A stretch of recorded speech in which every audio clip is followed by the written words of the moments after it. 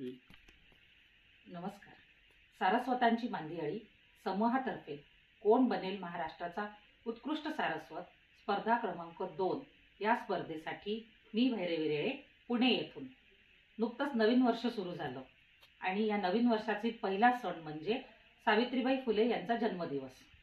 सावित्रीबाई फुले यांच्यामुळेच आज सगळ्या स्त्रिया सुशिक्षित झालेल्या आहेत आणि म्हणूनच मी त्यांना ही माझी कविता अर्पित करत आहे. माझ्या कवितेचा विषय आहे ज्ञानज्योती सावित्रीबाई फुले. शीर्षक स्त्रियांचा उद्धार.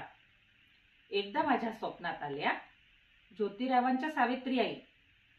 माझ्या प्रयत्नाने शिकला समाधानी आहात का बाई? मी म्हणाले पुन्हा येऊन बघ, तुझ्यामुळे शिकल्यात नारी. खाल्लास तू शेणाचा मारा, आज जगात आहेत भारी. राष्ट्रपती ते पंतप्रधान पदाचे पद, मानाचे पद आम्ही भूषविले.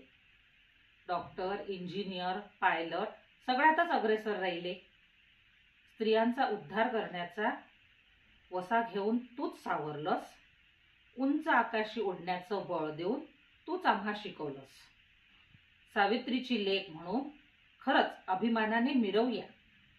तिच्या कार्याचा गौरव करून सदा नतमस्तक होऊया. धन्यवाद.